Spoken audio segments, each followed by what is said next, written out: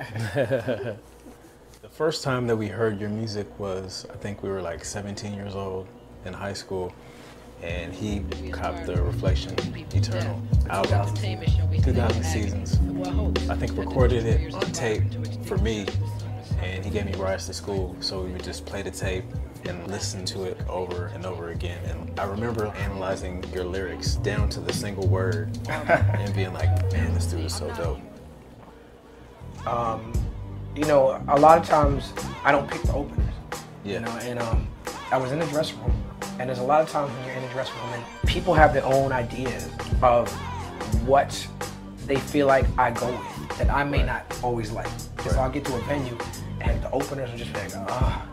And it makes me feel like, is this what you think I sound like? Like, this is who you chose over for me? Right. You know what I'm saying? So that happens often, and then there's sometimes where you're hearing an opening or listening and it's one or two songs are dope. Right. And you realize, oh, they got this one right, they got that one right. Right. And I can see where they're going with it. But with y'all, it's like, okay, like, yeah, this is like a show. Word. You know what I'm saying? Where audiences engage from beginning to end.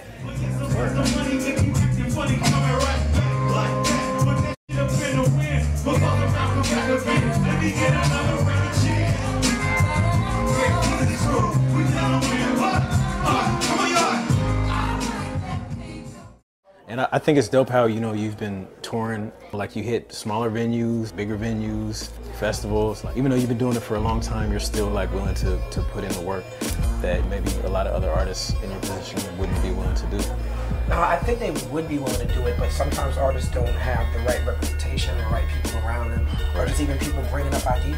Right. And I've got to the point through experience, you know, through trying different things and making mistakes where I've taken control of a lot of my business. Ever since I took control of it myself, my decision making has been smoother and I've been able to navigate better. I had to fulfill the role of tour manager. I'm also running my label, also got to get on stage, and then I went out drinking last night. So I spent the whole day with like a up hangover, like trying to handle business, run my label, make sure the band is good. Before I put out the album Gutter Rainbows, I put it out with 3D, which is Drew Noah with my duck tag. I was trying to put it out myself. That was one of the hardest periods of my life because I was waking up at like 7, 8 in the morning and literally working like on emails, trying to place the record till like midnight every night. And it's like, I couldn't even create. Right. You know, so you have to find a balance. Yeah. Which is, I think it's about having a good team. Yeah, I feel that for sure. That's something that actually, you know, we kind of struggle with too, because we also fulfill the role of like manager, booking agent. At the same time, you also have to find time to get in that creative mode and make music, which is the most important thing. When you're doing that, and it seeps into your music. So you start rapping about being indie or rapping about how much you on your grind, or you know what I'm saying? And then that's fine, but it says when you have to do it, it starts to infect your creative output, and it's hard to separate that stuff. Right. How have things changed now? Like, when you started, you were obviously younger and a little more green into the record industry and to just the game in general. Like, how do you feel now putting out records and still being on tour and stuff like that? When I was younger, my focus was lyrics and proving myself to other MCs.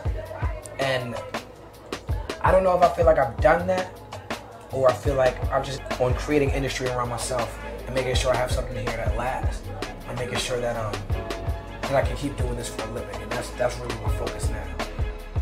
Hip hop is still competition, so I'm still extremely competitive, and I still listen to other MCs and try to figure out, like, I'm still into that. But as far as how I get the music out, I care much less about the music industry than I did when I first came in.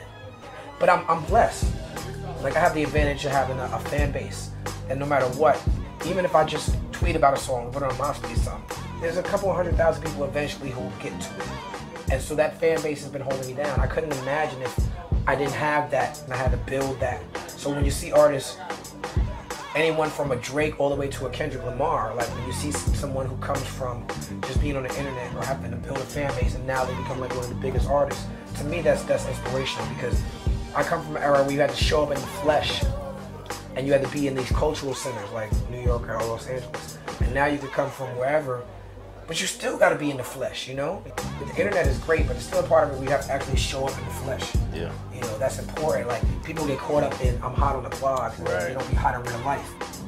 Yeah, no, I mean, at the end of the day, like, it's always about the music.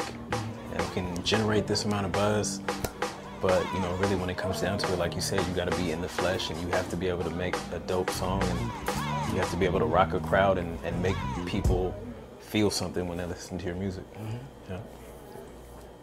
For the day trippers and the hipsters, whores and the fashionistas, spiritual leaders practicing all the laws of attraction. The teachers just reading passages from the back of a cheetah, busting on Dalai Lamas and flashing heaters, outlasting the